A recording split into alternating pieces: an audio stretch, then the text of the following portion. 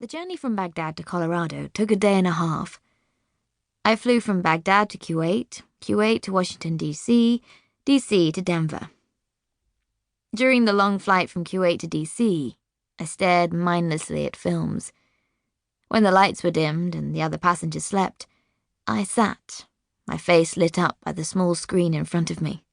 My mind ran in anxious circles. I arrived in D.C. exhausted.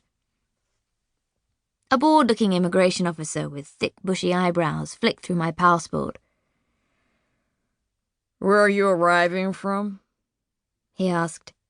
"Kuwait," I said. "Well, Iraq, via Kuwait." The eyebrows moved towards each other, and his eyes rose to meet mine.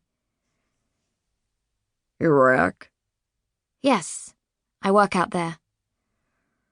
"Are you military, ma'am?" "No, civilian." "What do you do in Iraq?" "I work with Iraqis seeking special visas for the US." The caterpillars rose this time. He said. I thought about all of the Iraqis that I helped to move here and wondered what kind of reception they received at immigration. Out of the corner of my eye, I noticed people in the queue shifting impatiently. The immigration officer was typing rapidly, not giving anything away. "I work on the US Embassy compound," I added hopefully. "So, what brings you to the States?" he asked. "I'm visiting someone." "Who?" "A US soldier." "That you met in Iraq?" "Yes, sir." I don't know why I called him sir. I don't call anyone sir. The immigration officer typed a bit more and then handed back my passport. "Enjoy your stay, ma'am," he said. I emailed Adam to tell him I was in D.C. He replied quickly.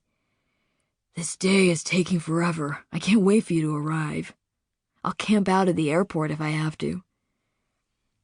I don't remember much of the flight from D.C. to Denver, other than being sat next to a friendly, plump lady who thought my nerves were flying-related and repeatedly patted my hand.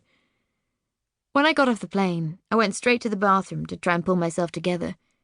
I stood in front of the mirror, taking in my image. My eyes were red and itchy from dehydration and the in-flight AC.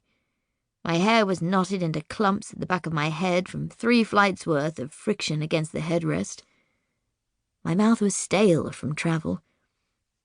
I pulled a toothbrush from my bag and brushed my teeth, then splashed water on my face and rubbed in moisturizer.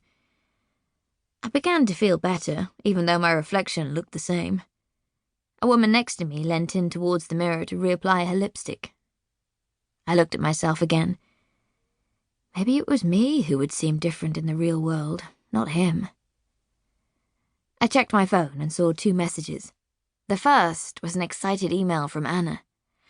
"OMG, are you there yet? How is it? Kiss, kiss, kiss." The second was from Adam. "The board says your flight arrived. Where are you, babe?" I couldn't hide in the bathrooms any longer. I shoved my toiletries into my wash bag and walked back out into the airport. I saw Adam as soon as I entered the arrivals hall. He was stood back a bit from the crowd, with his arms crossed and his feet apart, in the same stance he'd been in that first day by the pool. He wore a blue checked shirt, and I realized I'd never seen him in a collared shirt before. He looked different, not quite real. I'd become used to the 2D Skype version of him already. Perhaps this was what it was like for people who saw celebrities in the street. Out of context or out of place.